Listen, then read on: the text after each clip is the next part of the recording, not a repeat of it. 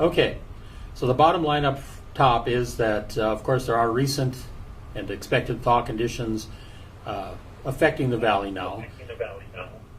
That is lowering the overall flood risk somewhat, especially in the central and southern parts of the basin. Not so much in the north. The threat for significant, impactful snowmelt flooding is still very high in the Devil's Lake Basin, where near-record runoff is projected.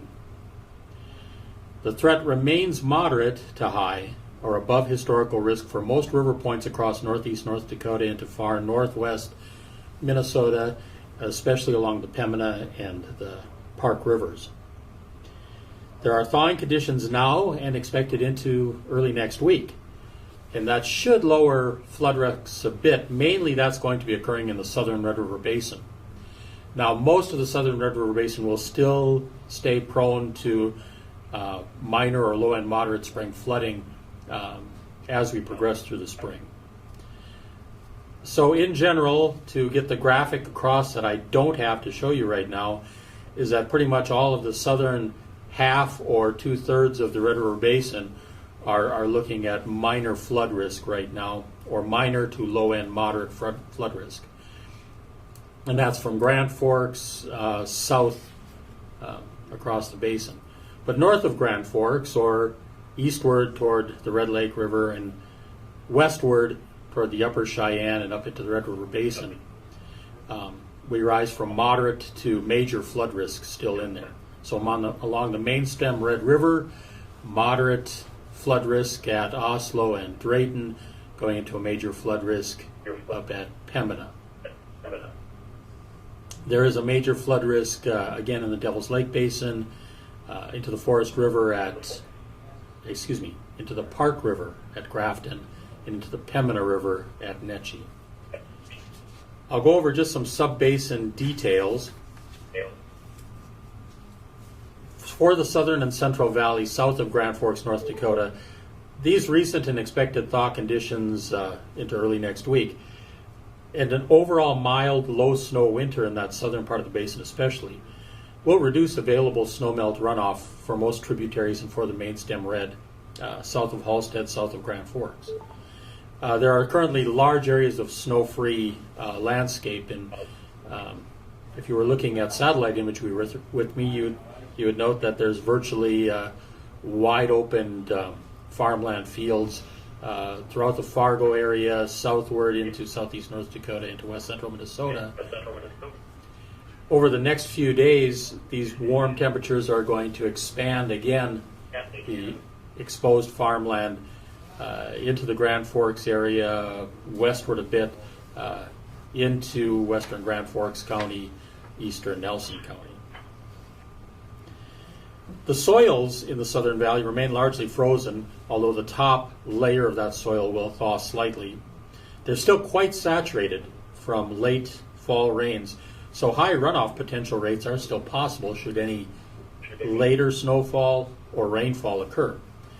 So that normal spring flood threat is still for minor to low and moderate flooding at most locations in that southern and central part of the valley. Again, we expect that we'll get additional snowfall through the winter. We expect there's a possibility for spring rain yet in the picture. It is only mid-February. For the northern valley, and that's especially north of Grand Forks, high soil moisture, and especially high from summer throughout the early fall season. So we're looking at a large area of northeast North Dakota into far northwest Minnesota that received from 8 to 12 inches above normal precipitation from May into September and October. So that area has a very high soil moisture, and base stream flows throughout that area are pushing right now very near the highest percentiles for this time of the year. Now, granted, the amount of water in a river at this time of year is fairly low, and the expected amount is fairly low. So the water in a river at this time of the year is not what makes the spring flood, but it does indicate with those high base stream flows now that there's a lot of water in the ground, in the soil, and in the system that is working its way yet to the river. So with that, minor to moderate flooding expected in most areas. That is right in the central part of the basin, with an increased risk for moderate to major flooding as you move up into northeast North Dakota and far northwest Minnesota, where the very wettest soils and the highest snowpack conditions are found. The Park River and Grafton could see floods very near their previous flood of record. The Pembina River and Neche could see flows near or just below the 2013 flood of record. One comment about Grafton is the current understanding for a flood of record is around 16.5 feet, although we know both in 1979 and in 1950s that there were floods that had much higher flows than have occurred in the last 15, 20 years. But there have been some modifications to the roads, bridges, and drainage system around there. At this point, there's still quite a bit of uncertainty as to what happens as the potential for flooding could get above 16, 17 feet. What type of water starts to move around Grafton as you get above 16.5, 17 feet. So that is still something that we'll be exploring more deeply to figure out what the impacts could be. At the Pembina River at Neche, pretty much that pretty much tops out between 21.5, pushing up toward 22 feet, and it rarely gets any higher than that now. The levees around Neche are built higher than that, but the spread of that water does tend to increase as you get up into those areas. The Devil's Lake Basin. So we've had a very wet summer and fall, along with a very high winter snowpack, in fact near record snowpack across much of that central part of North Dakota, has set the stage for near record runoff into the lakes. The record runoff, by the way, into the lakes is held by 2011 with some 677,000 cubic feet per second during that year. Though intermittent thawing has or will occur, most of that moisture is going to remain locked in the snowpack. So those 6 to 12 inches of excess rainfall from the summer and fall of 2016 is still draining into those lakes. The snowpack is near record level, and so Devil's Lake and Stump Lake could see a rise of 3 to 4 feet above current levels through the coming spring runoff season. Okay, there is some commentary in the background. If you can please put your phones on mute.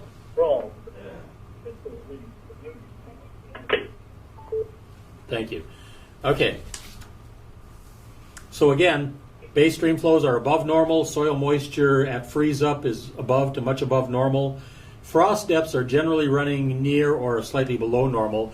The frost under the heavy snowpack in the northern part of the basin is quite shallow in some places. So it's ranging from a foot or less to more than 2 feet, depending on snow cover and the rate at which it came in.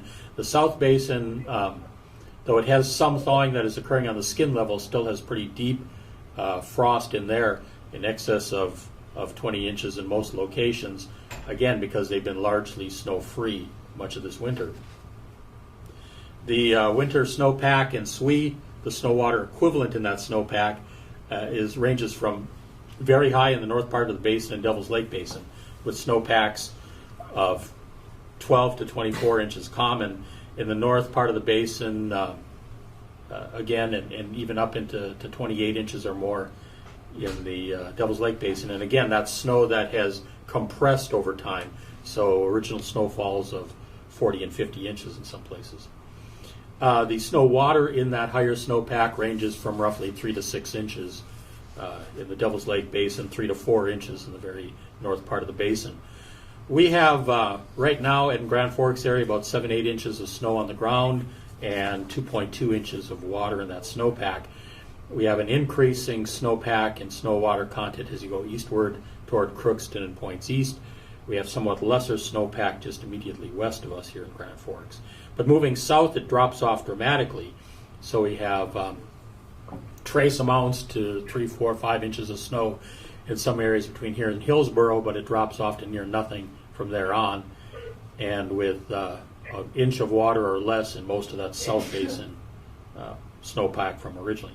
Now there was snow there, but of course it's been very mild, and most of that has melted out. So again, the last part of winter now into early spring should be fairly high degree of variability in the climate regime. We are expecting this warm condition to persist here through the middle part of February till about next Wednesday, Thursday. We'll start dropping back routinely below freezing. Right now, we're going to be warming up through this weekend, early to next week, where our nighttime lows for a great part of the basin are going to stay above freezing. That's going to mean that even tomorrow we're going to start seeing more open water flow in the extreme south part of the basin, and we could be seeing the Buffalo River and the far southern tributaries actually starting to push up toward minor flooding even as far as Fargo by early next week. But we'll address that tomorrow and probably get some of that information out. The areas north of there, north of Fargo, and certainly the upper Cheyenne isn't going to start moving at that point. But those will continue to thaw and move water toward the river systems. So you're going to see the snowmelt that has occurred on the fields over the last few days moving into the ditches, from the ditch network into the streams. So that's going to start positioning itself and moving toward the rivers. As that moves toward the tributaries in the early part of next week, the red will get some of that flow, as we said, toward Fargo. But from points north, it's really not going to open up the Red River, and some of that water is going to move on top of existing ice, and later next week could refreeze. So we aren't expecting the Red River to open up, certainly not from Fargo and points north. As you get Halstead and points north toward Grand Forks, most of those streams should still remain frozen. But we'll be watching those temperatures closely. The snowpack again and the snow melt that's occurring will largely stay locked in the snowpack or right on the skin layer and likely not flow appreciably into ditches. So that'll still be poised for later melting. So again, that's through middle of next week, and then temperatures should start dropping and trending down again and slowing that whole process. As we go from late February into the first week of March, we're expecting to be moving toward near to even slightly below normal temperatures. And then for the month of March, the Climate Prediction Center's new outlook released today has the tendency for cooler and wetter conditions, basically North Dakota and across into Montana. And then for the entire period, March, April, May, starting to trend then toward mild or near normal temperatures into April and May, with wetter conditions overall expected across the area. So again, winter is not over. We would expect rainfall. We do have a quarter of an inch or more of rain in the forecast for next Monday. That's rain in the forecast for next Monday, February. And then from that later next week, we expect some snow. Closer to the Canadian border, we're going to have some rain and snow mix on Monday. So there, lots of excitement and things going on. The good news again, to summarize it, in the South Basin, that's all running off now and getting ready to position into the rivers this week. We'll see some opening up. Eventually that will freeze back down next week, and we'll see what else happens after that. Middle part of the basin, you're going to see again wide fields opening up and a lot of moisture moving toward ditches and into the smaller stream network, but not yet hitting the larger tributaries and not into the red. Further north, you're going to see that melt occurring, but sitting into that snowpack and locking up. And again, big threat areas are going to be those points north of Grand Forks, a little bit on the two rivers moving toward Hallock, certainly on the Forest River not looking too bad, but the Park River looking pretty dramatically bad. And Pembina River, especially at Neche, should see some pretty significant flow there. And then that all contributes to the north end of the Red River. So by the time it gets from Drayton up to Pembina, it'll be picking up that increased flow and pushing that into major flood stage. Devil's Lake Basin, again, near record runoff potential with very wet conditions from last year, and that water moving into the system, as well as near record snowpack. So a lot of water to move there. The 2011 year had 677 acre feet. I may have said cubic feet, but acre feet of water that moved through that year. Actually, with the conditions expected this spring, under that same amount of preparation, and we might actually not see 2011 look as bad. 2009, which had a lesser overall threat, that year produced higher flows because the later spring got nastier.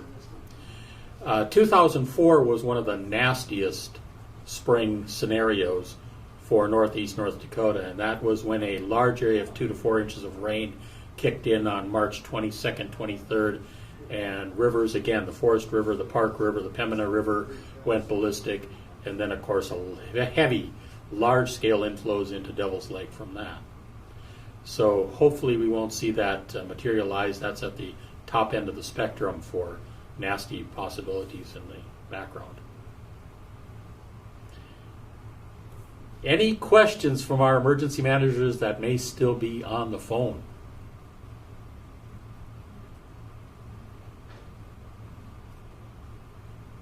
We'll get to media here in a bit here. Any from our agency partners that are on the phone here?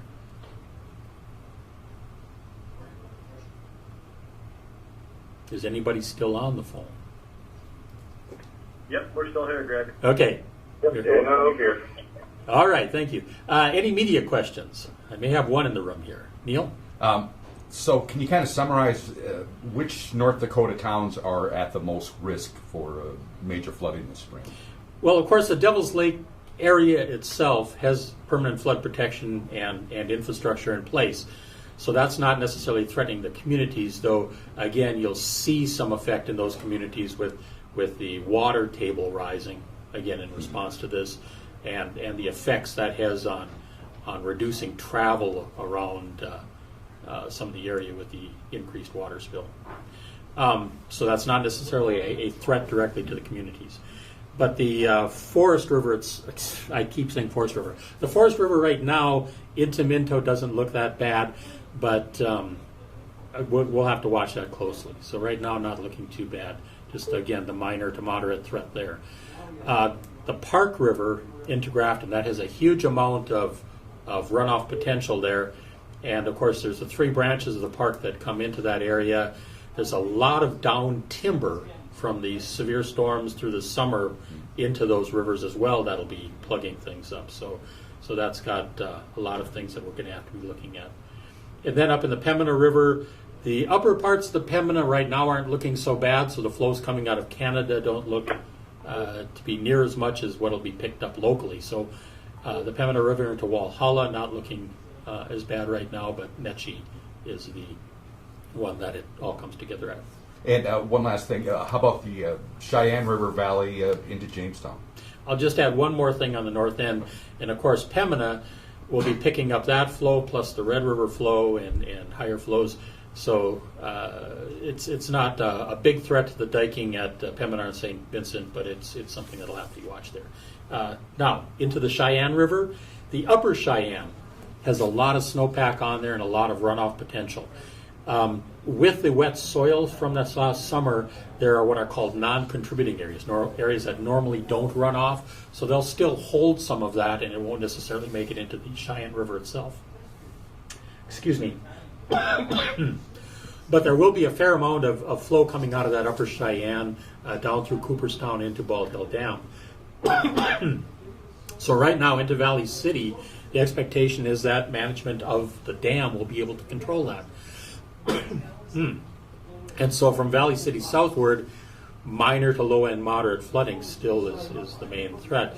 But that'll be again, if there are heavy rain events or something that would affect the operation of that, it could be touchy. But there will be a fair amount of flow coming into Bald Hill Dam, and they'll be metering that through, since the lower part of the Cheyenne is pretty much, the snow is off, and most of that lower part is going to be able to move out of that system.